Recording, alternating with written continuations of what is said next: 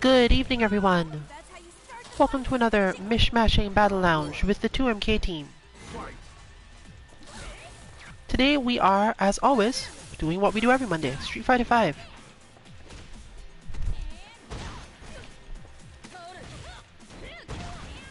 And we have more of a focus than we usually do, as a result of concepts that come up due to the plans people have, information they gain from Combo Breaker, and understanding of their new specific targets and skills.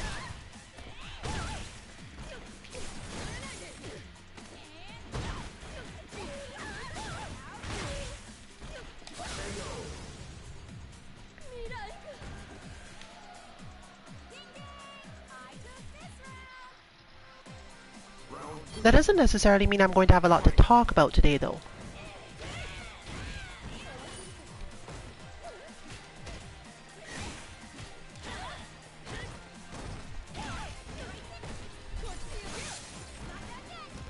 Because the specific thing that is being worked on isn't that sort of thing in the first place.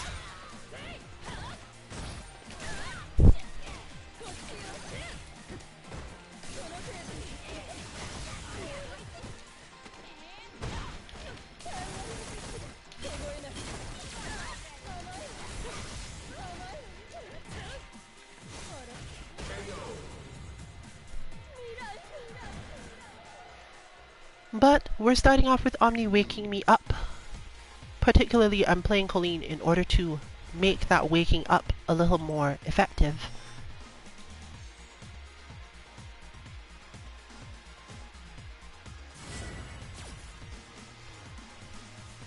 Because we're kind of going all out today.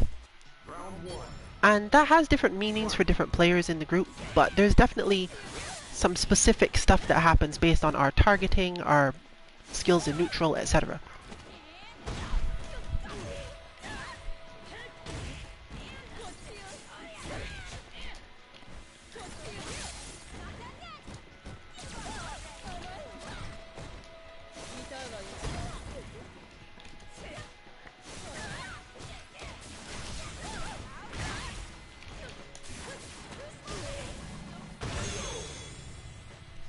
The more obvious my game plan is, even though it may not be obvious to anyone watching,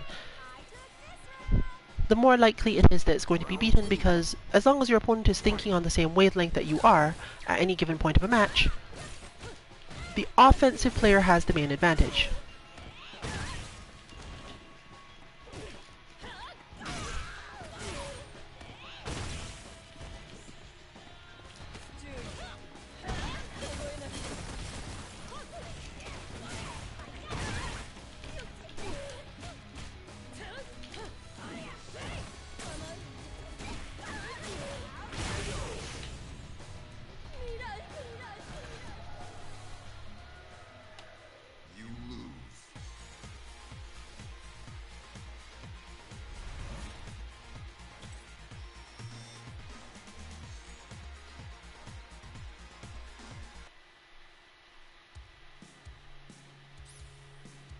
Looks like we've got quite a bit of fill space today, but as usual, a couple people have jumped in who have apparently terrible connections to us.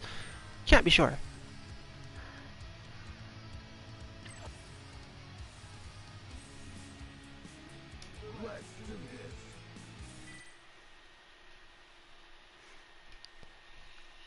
It's a shame, as this is an Atlantic Rim style lobby.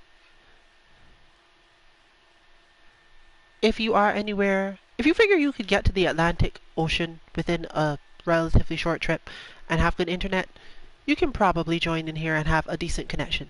Especially as this is our NA lounge. We didn't have EU lounge today, but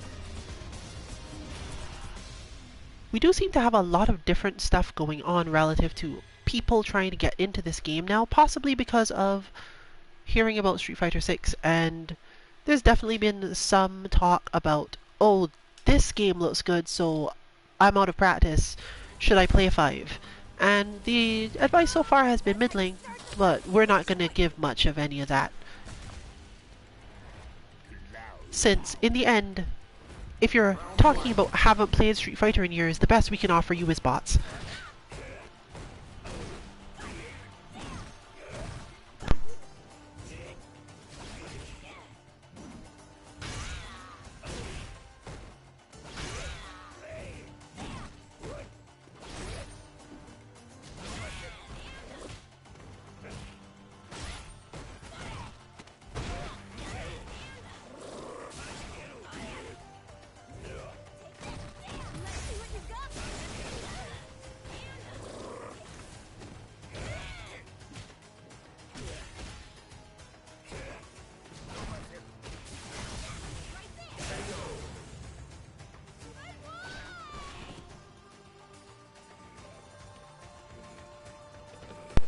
So mainly because the thing we are taking on today is heavily psychological and not so much matchup related, until someone else shows up. And we're not even counting like our usual guests because we've discussed even their styles before. Unless it's relevant to the idea of facing difficulty in doing things because of one fear or another, it's unlikely to be the main thing that's happening in terms of me talking. I might have something to say for other reasons, but you shouldn't be expecting a lot of chatter on this particular stream. However, you might be more interested in the matches as no one's working on anything specific other than psychological stuff, which means it's a little bit more intense as a whole.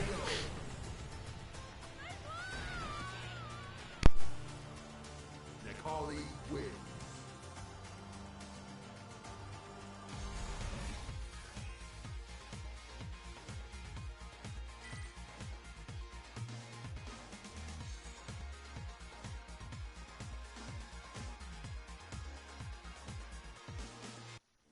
Round one. Fight.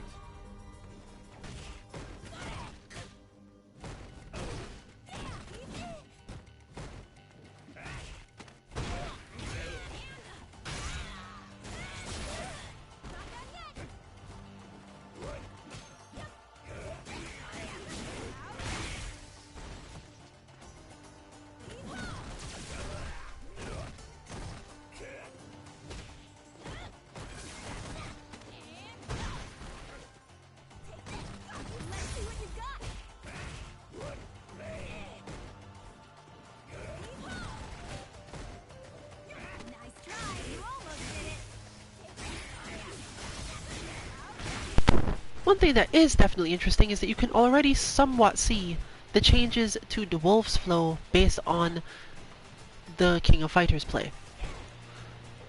There's a lot more specific space in neutral and a lot more of knowing when it's not necessary to move. King of Fighters can make you pretty used to that, even given that your opponent can hop at you and keep doing their offense for a long time. Understanding that a certain range usually means a certain thing, and that you can in fact react once you've learned what those things are, helps in Street Fighter quite a lot. There are definitely some crazy close range interactions that this game can spit out at you, but the main thing you normally care about is related to understanding your opponent's goals and mindset, as opposed to, do I understand how to beat this character's block strings or whatever. And King of Fighters will give you a lot more practice on that front because it just doesn't have as many, let's say, gotchas. If there are they're usually executional.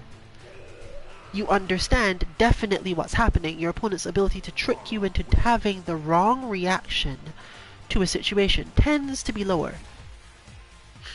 They can force you to react too slowly, but they don't often force you to react incorrectly. Even in situations where there is a mix-up, you tend to understand the mix-up, and a lot of this happens because one part of the mix-up, one layer, is generally removed in other games. When your opponent has hit a button, the pushback is usually high enough that they won't necessarily know what's happening. If you choose to roll through it, if you choose to get away, there's so many more options on that front that it's difficult to say this person can continue their pressure without doing a move. without committing in some way. Street Fighter lacks that at least a bit. Players are more easily able to sit in a space after their own pressure string, even if they've hit a fairly strong move, and still be able to possibly, for example, walk toward you and go for a low, or just walk toward you and even manage to get tick throws. Whereas King of Fighters generally doesn't make this possible as easily.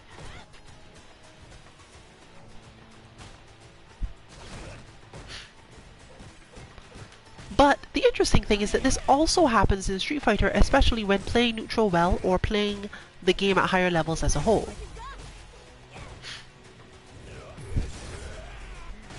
The higher level you get, the more people are likely to understand all of the little block string spaces that you could actually be hit by, and spend less time worrying about, can I anti-air this? Can I check this dash? Because they'll have learned to do it.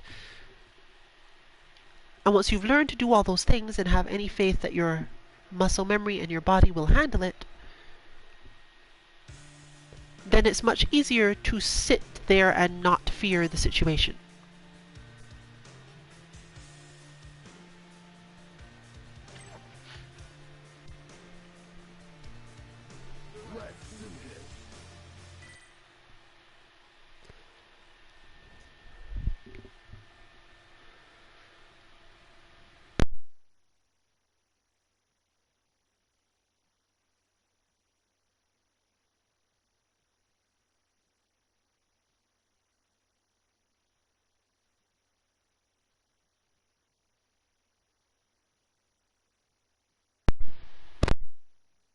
Similarly, because of the speed of moves and the general way that people approach offense in both the games, you get used to more linear ways of thinking from opponents, and it will help you learn to recognize when your opponent is in a linear thought state.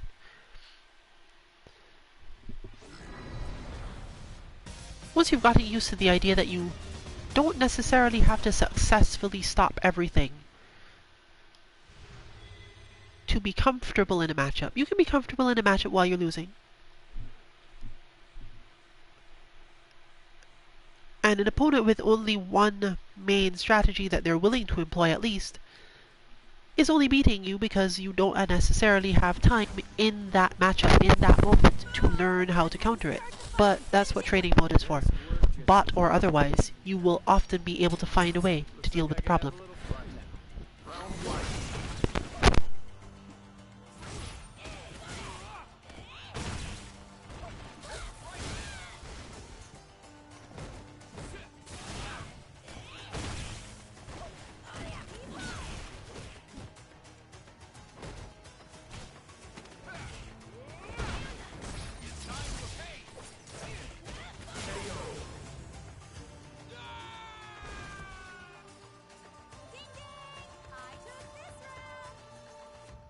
Round 2. Fight.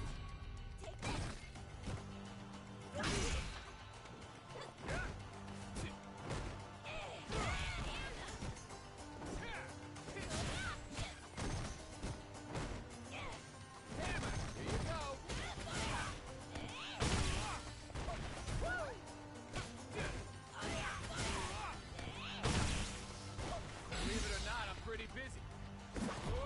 Get out of my face! Tornado! Hammer! Let's see what you've got.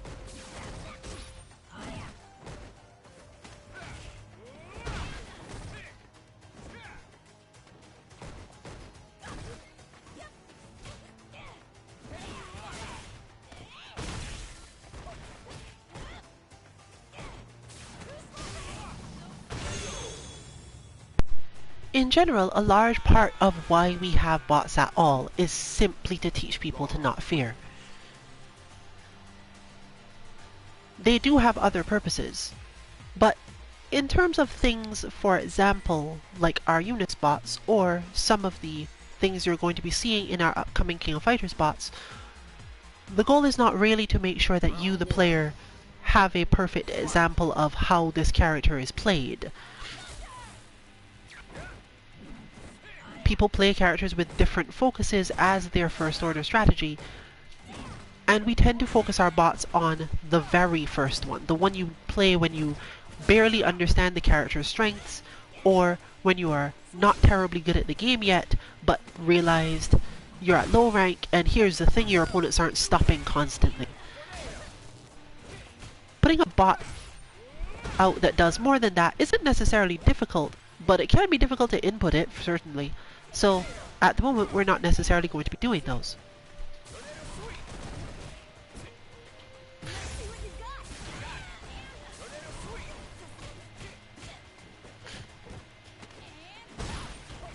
But one thing you can do with our King of Fighters bots, as well as Eunice and I think Melty Blood, is change the character who's actually using the thing.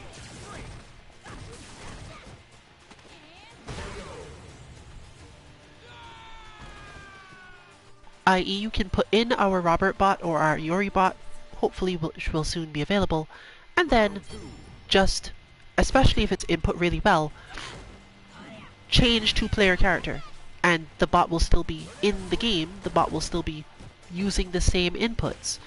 This is also true in Dragon Ball FighterZ and is integral to the way that game works, bot-wise.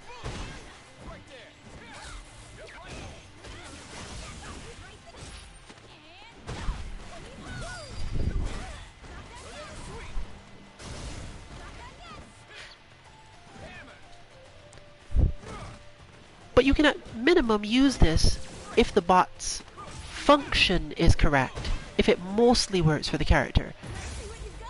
It won't teach you strategy, but it might teach you things you don't have to be afraid of, simply because you might have some options on your character that you get to test out that you would never want to be testing out in a match, because it's just too much work. You're already strained in a match situation. You can't just pause and think to yourself what's going on, or go look up frame data. Final round. Fight.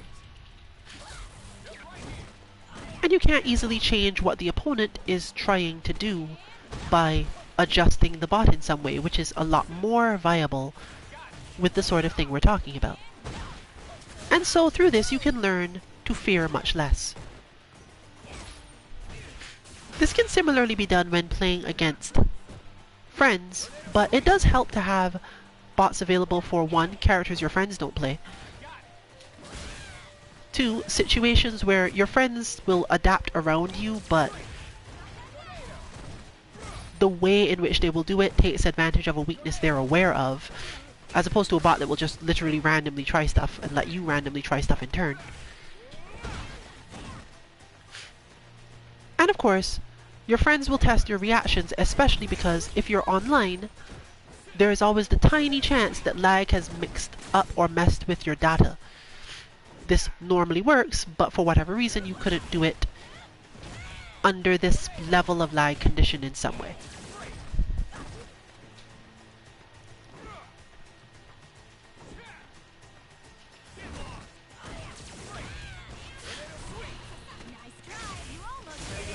Had enough meter left to not get caught up into that particular setup trap.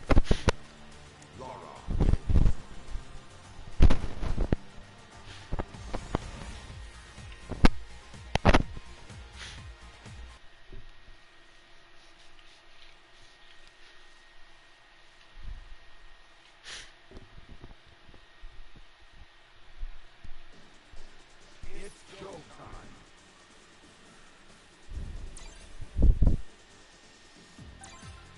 Omni going all out today is a good way for us to elevate secondaries and get back to specific aspects of fundamentals that will be required for the upcoming DNF Duel and for the eventually released Street Fighter 6. So even though I will not have Kolin available, it's technically better to go that way because that's a specific thing that I need to learn to do. Similarly, even though Glacier Through is technically not the better V-skill for this matchup, as it leaves her too vulnerable for too long in a specific way, it's better for the thing I'm trying to work on.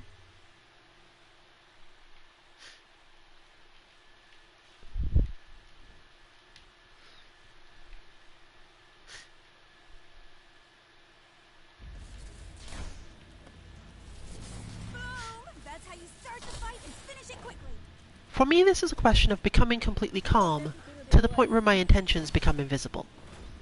Round one. You know, ice in your veins and all that. Mechanically, there's still going to be things I can't do anything about.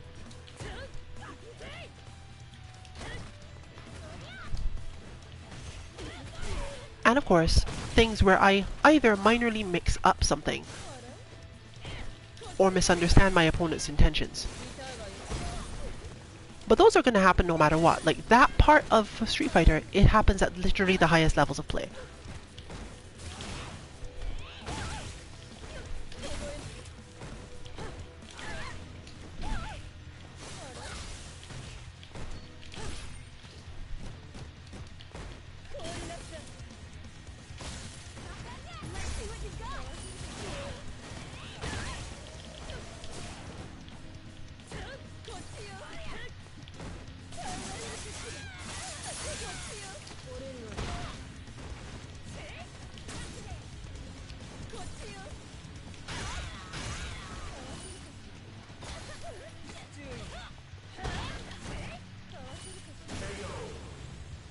The Illuminati button strikes again.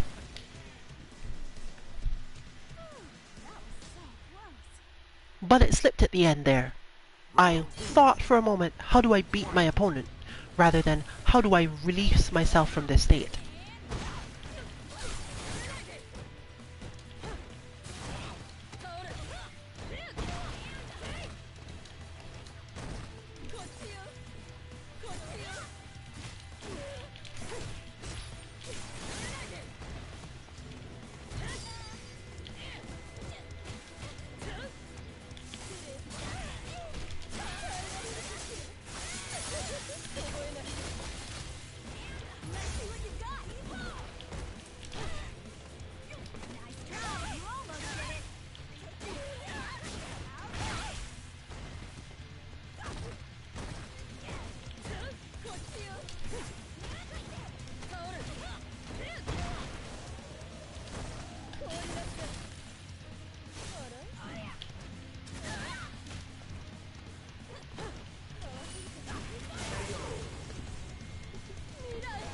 I will forever regret, at least in my own matches, finding that button.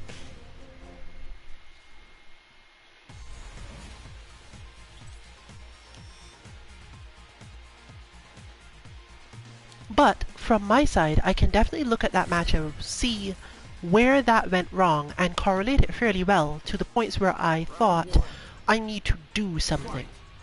Because there are definitely points where I think I need to do something but really don't.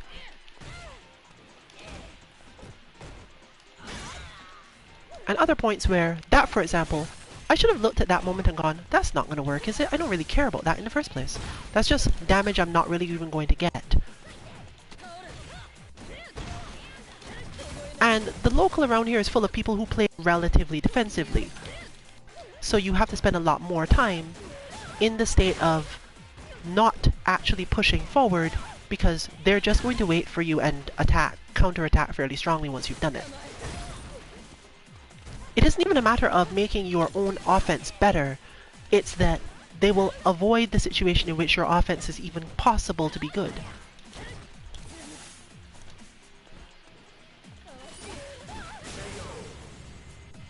That was another example. I overthought that whole interaction. I probably should have jumped back and done nothing.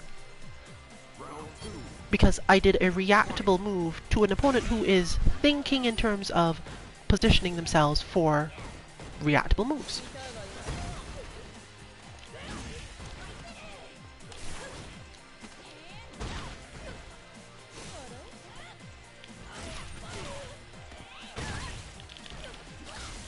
Generally, eventually I get frustrated with this. But the reason I get frustrated with this is something we've discussed on streams earlier. Omni's weakness is generally getting thrown. And eventually, when I get frustrated enough at having to deal with getting through all of the defense, I'll throw more. Because that will add to Omni's mental stack and shift the matches. But this isn't necessarily going to help me. There are a bunch of characters and players who are always ready for the throw tech, and who my characters don't necessarily open up in any other way. So learning to do that might help me in this matchup. It could be against this player, or it could be against this character. I don't think it's so much against this character, because if Lara like counter hits you when you're trying to throw her, she will normally do relatively explosive damage. But the point isn't necessarily to land the throw, but mainly to add stress to my opponent. This changes things a lot because it means the difference between my mind switching to thinking of dash up or walk up and throw as a win condition, and dash up or walk up throw as a tool to make things work better.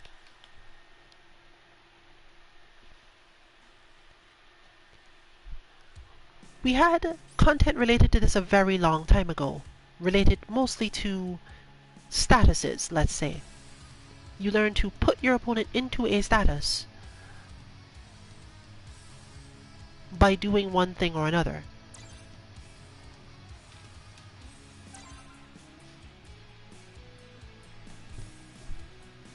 And similarly, you can learn to clear your own statuses, which is the prerequisite for the level of, let's call it invisibility, that I'm talking about.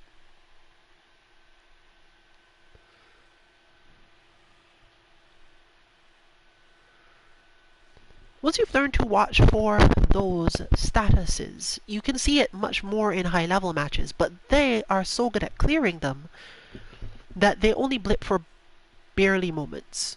You can't even be absolutely sure. At the very top level of play, you can't be sure that that's what was the reason for some mistake or the reason a specific thing happened.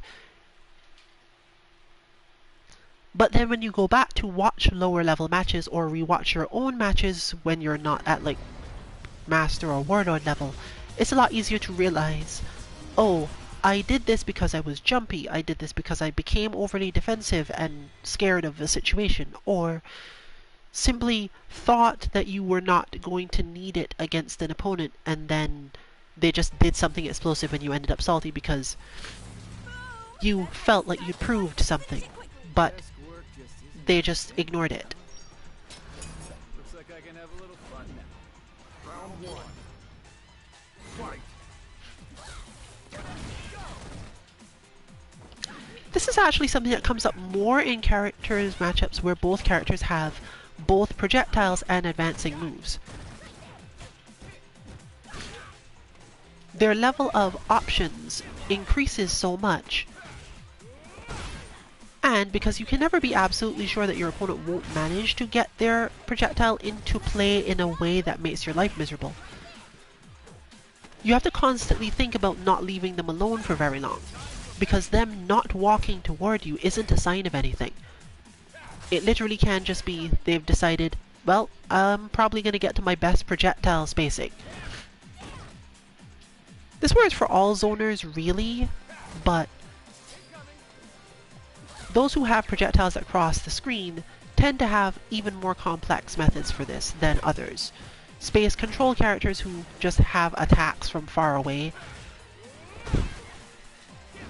they're not usually allowed to just hit you from full screen, or to put an obstacle on the screen that you then have to worry about how you're interacting with.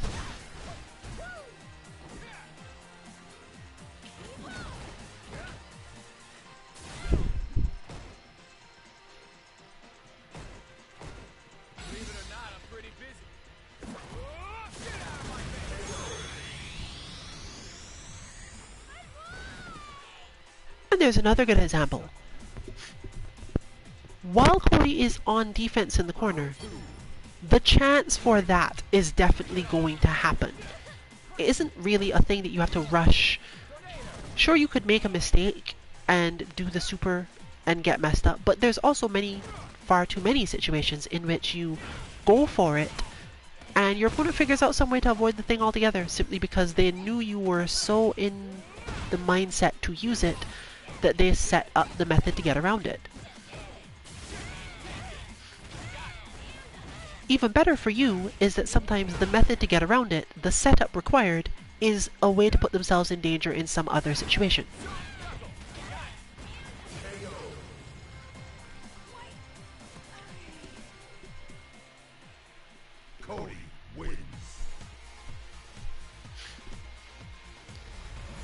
So you could do what a lot of players do, get yourself to super, and even if you're apparently losing and it would be much safer to go for the super to get the chip kill, you could just believe that you will win because your opponent needs to avoid it.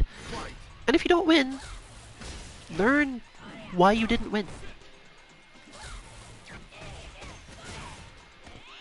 Because my super didn't work is just mostly frustrating, whereas my defense wasn't good enough even though my opponent should have been afraid of my super, will tell you one of two things. Either your opponent is crazy and will have used a method that the super would have easily beat. When I say crazy, I specifically mean it this time, not just taking risks, because in the case where you can be chipped out by super, there's a lot less you can safely do.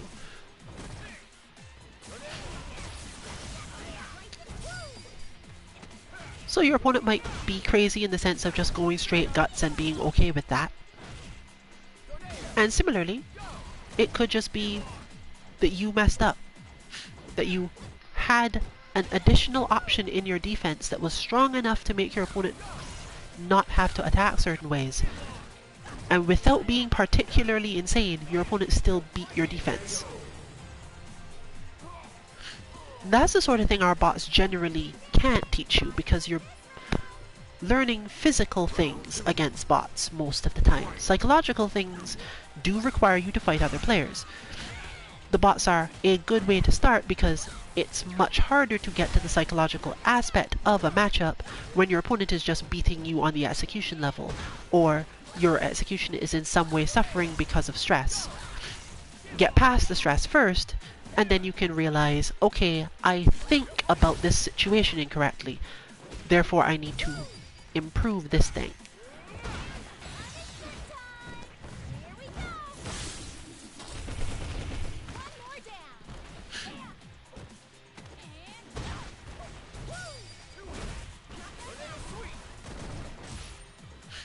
Yeah, see that moment of being able to put the EX tornado on the screen and then not necessarily try to get pressure out of it, but believe that your opponent will be hit by something else.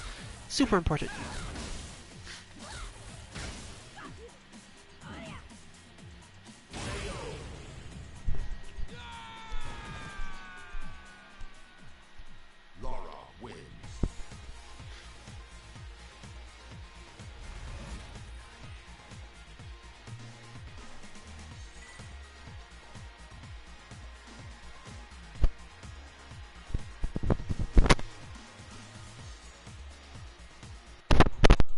Round one. Fight!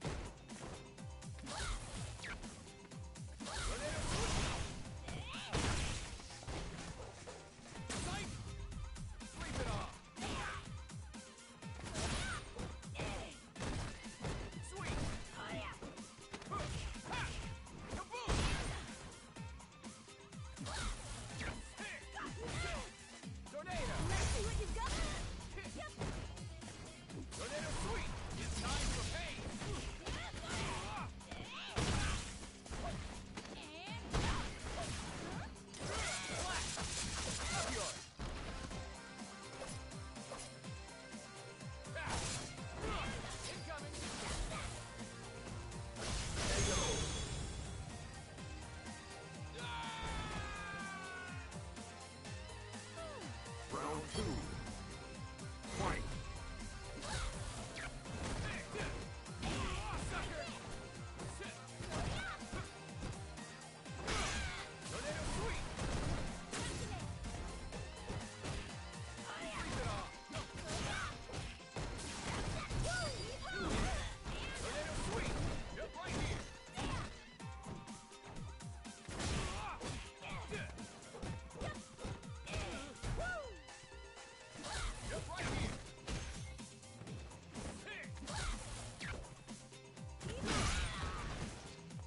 Fortunately, our Lara bot does do I believe, 2 different types of clap, or you can change her to simply...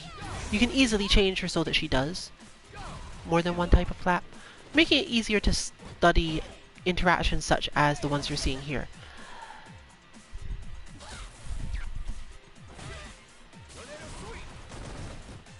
And here's another good example.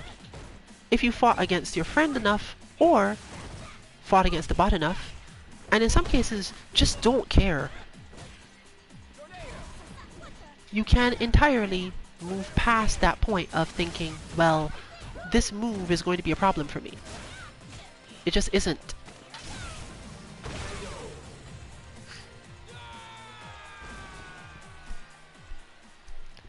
You can let your opponent whiff moves in front of you simply because you trusted that you moved to a space where you were in no danger. And sometimes that means that even their craziest stuff, your body will react to automatically, and if you find yourself not reacting, there's a good chance that it's because you don't need to, and you can just kind of sit there.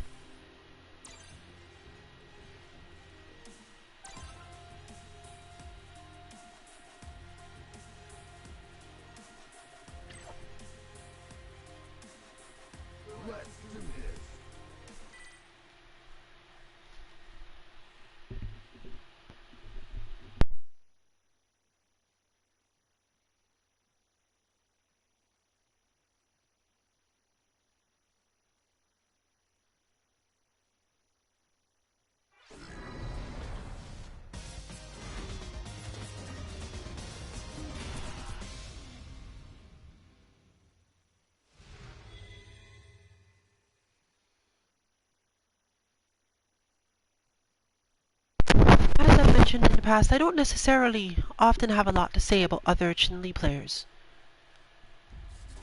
Their styles normally don't rely on the same things mine does.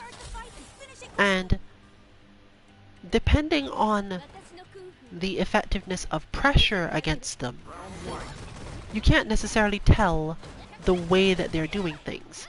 But this particular player, from what I remember, because I think I've seen them somewhere before, does in fact play very similarly, if not. I can't call it the same, because they are willing to play defensively for longer, in ways that I generally consider to be a waste of energy, but not necessarily bad in any way.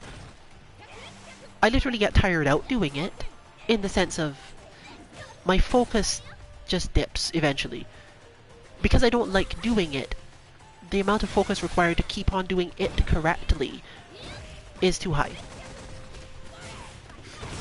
And you should generally remember that when you're fighting in these sorts of games. If you play a character that you either don't like as much, or have to play a style in a matchup that you don't enjoy as much, you will get tired faster. Because you're fighting against all of your standard muscle memory, you're pushing against your instincts in a lot of cases, and your methodologies often drop in one way or another.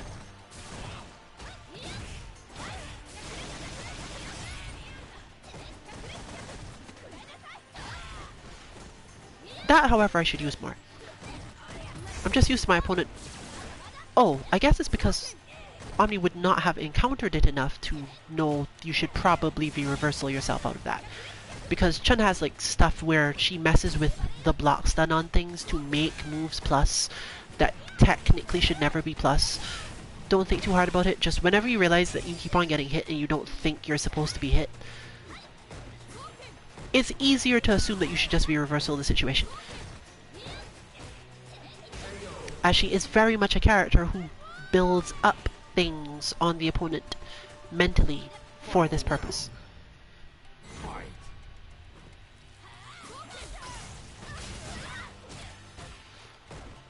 But here we do see something of a downside to this specific flow against Omnis in general. The advancing flow that I use means you can't throw clap as often. You have to worry more about other things. But if I, or someone else is not caring about this, and they're not cornered yet where the advantage increases, you can throw charge clap quite often without being in a terribly large amount of danger.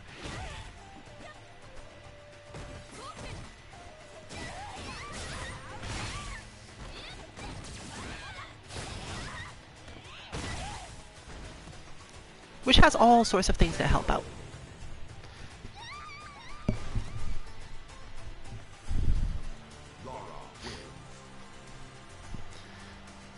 The interesting thing about this is that fighting me does not grant any benefit here. I believe that nearly none of the tactics I standardly use were employed just now. Round one. Fight.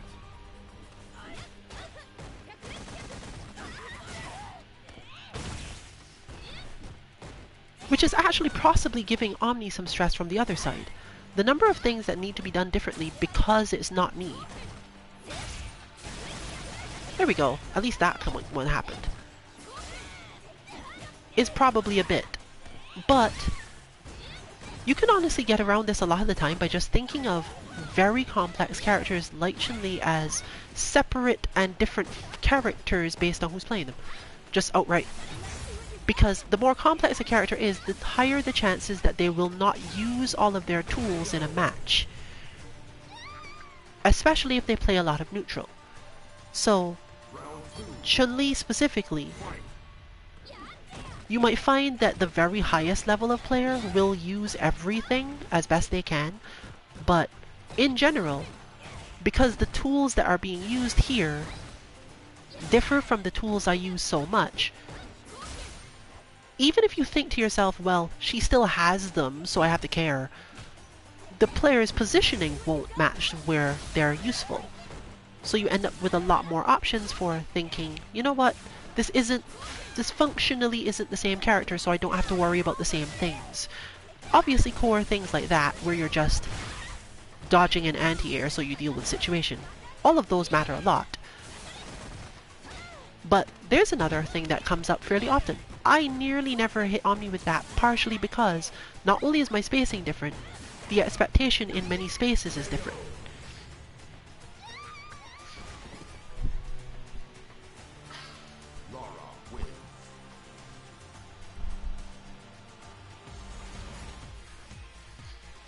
This is something you get used to if you play games for long enough, especially older ones where people will have a lot of options, but whether or not those options are effective isn't pressure based, it's very neutral based, very neutral heavy. Dropping to back, apparently. Okay. Well, since I'm still partially aiming to be stressed, I'm probably going to play Kolin here too. But definitely not with Glacier through, because that was probably pushing myself a little bit more than I planned to push, since I haven't played this game since last week. Did I even play last week? I feel like I played a bit.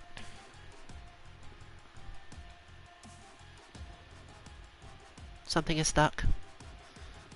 I do not know, we still have not figured out what is up with DWuulfe's internet, or whether or not it's something on this end, but everything is very slowly ticking forward, maybe. No, it is not. Alright, I'll drop to back. See if this match works. It's not too much more likely to, but we'll see.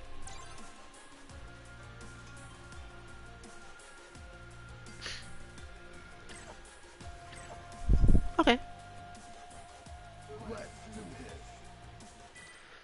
Cody versus Necalli is something I can say quite a lot about, particularly against Crawling Beast Necalli. The Crawling Beast protects Necalli from a lot of Cody stuff, and Cody's cross-ups are harder to do than a lot of other characters in terms of getting much out of them. We often suggest that footsie-style characters look for the moment where Necalli is likely to go on offense and jump forward, simply because he generally can't do much about it. Even if he cross-cut uppercuts you, most of the time you don't actually care, because it helps you maintain the center of the screen position. Whereas Necalli benefits a lot more from getting you closer to the corner where he has even more control over pushback. But because he has this relatively predictable style of hitting and moving, using the crime sway is one way Cody can buff his way through things. He's a little limited in ability to use projectiles, and he has to space the Zonk Knuckle really specifically if he wants to do anything useful with it. So this matchup is actually kind of weird in that from Cody's side, he wants to jump from further with the intention of catching Necalli with his long aerial heavy kick. Because while Necalli has good anti-airs, he's also fairly easy to fake into going for an anti-air when the jump won't actually do anything. This is something JustVine obviously hasn't practiced, but can at least see, and seeing it is the important part here. Realizing I don't need to move forward here because technically my better position is to be far enough back that I can just jump and hopefully kick you. This means DWuulfe need to stay closer and put more effort into getting closer, and that opens up Cody's main options for footsies once again.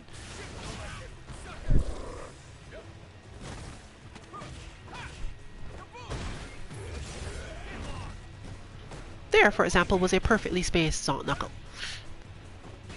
I don't know how to explain the perfect spacing for you, because normally the perfect spacing for a Zonk Knuckle is at the point where you basically can't be punished for it. But for Necalli, this isn't quite true. You kind of want Necalli to be able to punish you for it. Because he's a character who has punish options that aren't necessarily a good idea under normal circumstances. You can jab him out of all sorts of crazy things, and so on.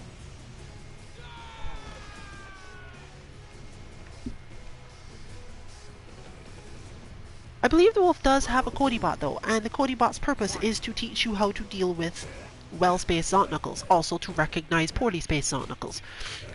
So this isn't necessarily going to be enough on its own to break through this defense. Cody's longer moves and general poor interactions with Crawling Beast mean that jumping becomes important, but again, DWuulfe's correct activity here is to simply never walk backward long enough for this to be a problem.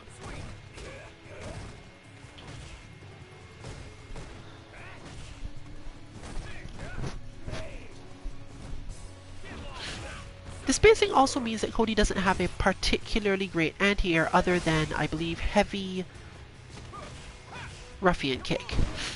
Fortunately, you can just do heavy ruffian kick. And because it is not a punch, you get a lot more out of it.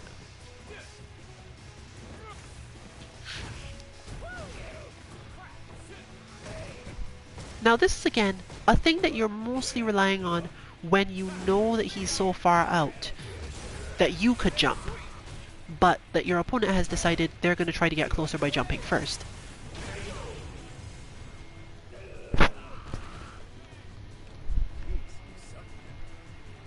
In fact, at that spacing, provided you're holding the Zonk Knuckle options,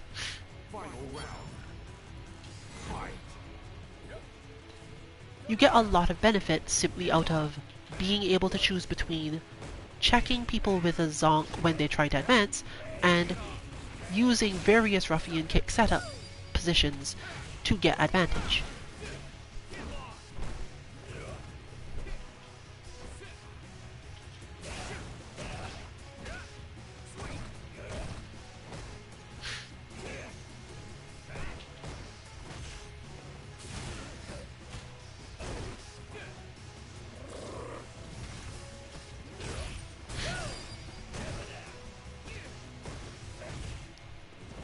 But the Crawling Beast itself will continue to do its job for quite a while. It locks Cody down long enough because of the way his moves work that Necalli offense gets multiplied quite a lot.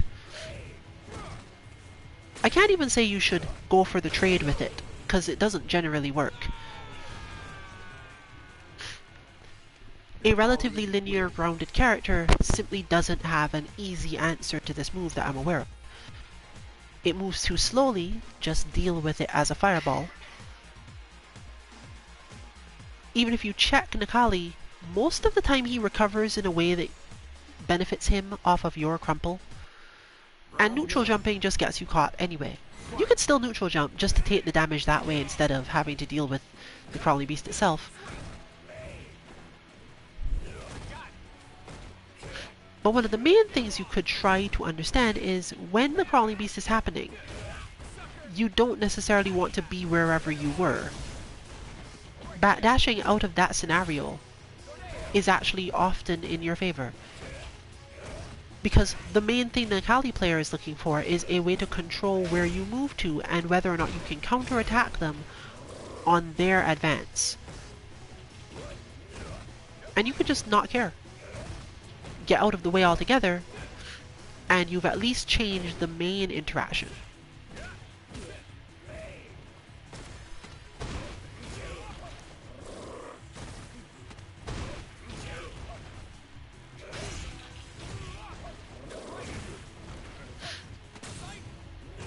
Close, but worked out.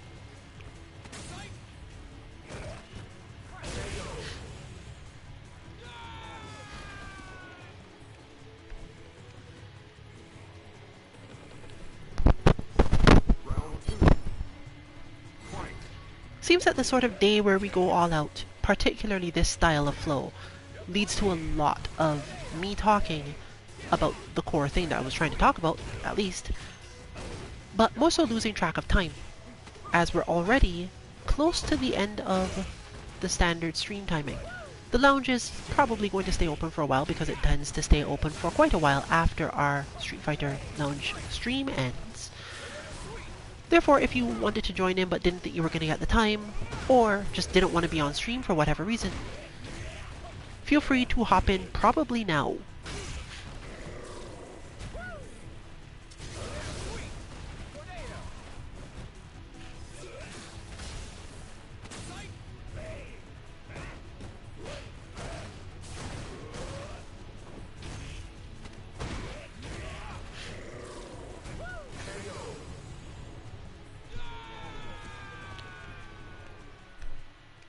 Necalli wins.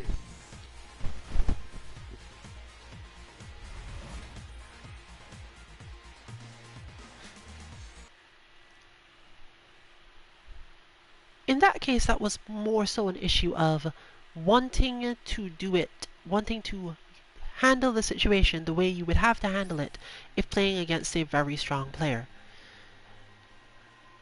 And it's important to remember this when you're making your plans as to how to level up. Because against DWuulfe specifically, it would have been safer to go for neutral jumps there. If only because it would increase stress and make it more likely that he has to try to respond in some other way.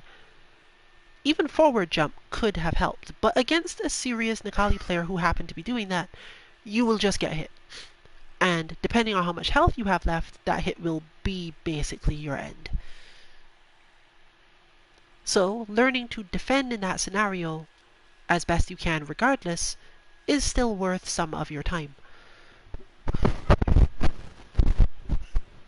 The more capable you become of actually thinking your way through these situations, the better it will be overall for you as you get better and better at the game. And if you are the type that ranks up a lot, or at least tries to, you won't hit as many walls. The more training you can do psychologically in lounges, or even in matches that you're not sure you're going to win anyway, the less frustrating it will be because you will push further successfully at a time and not hit as many walls to check your progress, either character-wise or with just the way you're thinking about it. That is very purple. I think I want it.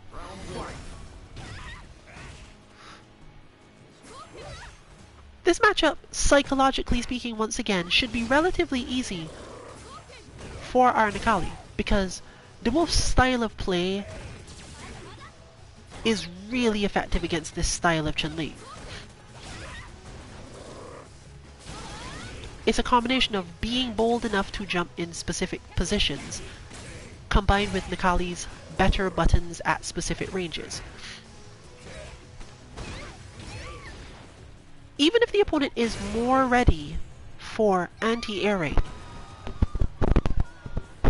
DWuulfe can just go up one level of the matchup and jump slightly differently, or use dive kick, or jump from further away.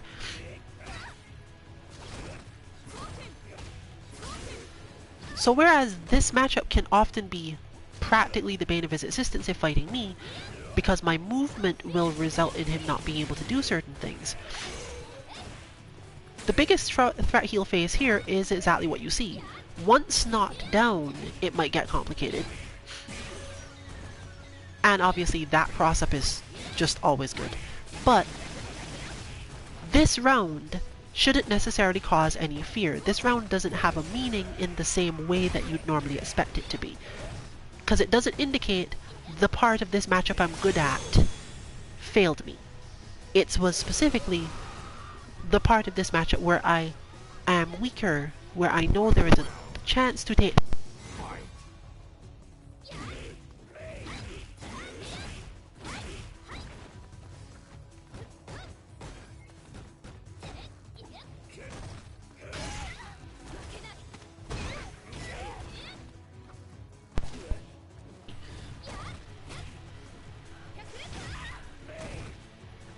As I was saying, the part of the matchup where there was a chance to take damage in the first place was the part where things faltered. However, their opponent is no slouch either and has adapted enough to recognizing I need to care about this specific thing a lot more than I was before. Unfortunately, this part where neutral is happening but both Crawling Beast and Torrent of Power are available is again where they would have some problems in this matchup. So I can't necessarily even say that it's better once the wolf starts to lose health. It's struggling to make sure that you can defeat via pressure, and when you fail that, then the matchup is harder again.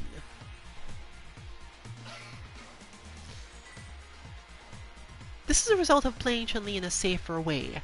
It is the better way to play against most players because they are similarly trying to avoid taking specific types of damage.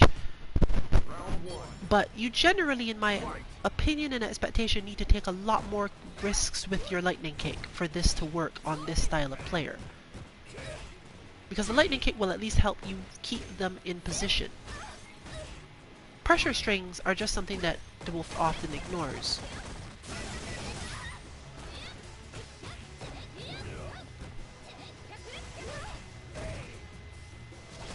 So things like light legs usage to control space in mid-range can be a lot more helpful.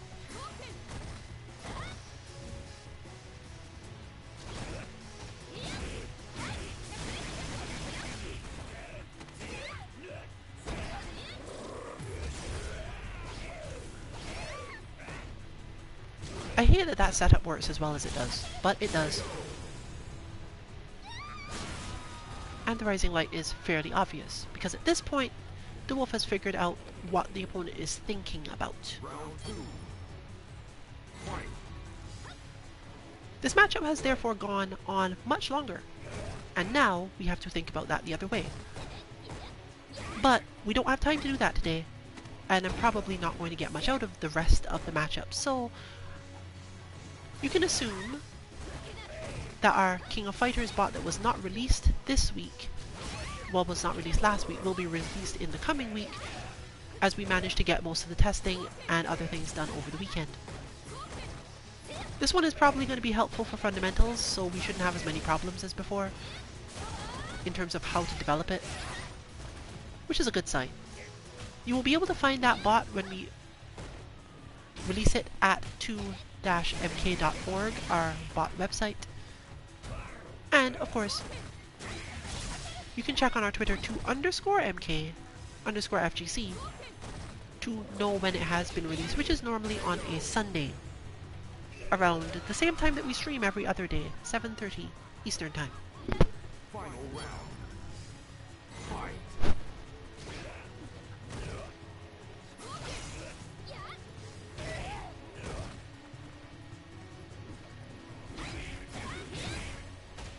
I am happy to see it because it's clear that the King of Fighters training is helping. Even if it's hard to see when you don't know the player that well, it's definitely doing some stuff.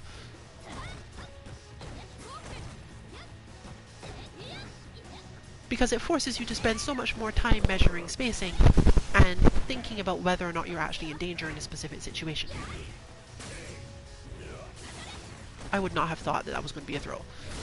But DWuulfe has much more like awareness of that type than me, since my awareness tends to be on the offense side.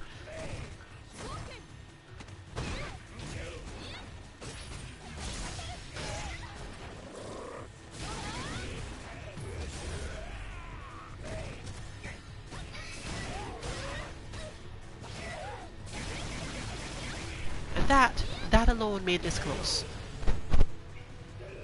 and has given the victory to our Chun-Li player, and has brought our stream to an end with a purple tracksuit on screen. This has been Rillian for Team 2MK. Good luck with your training and good night, everyone.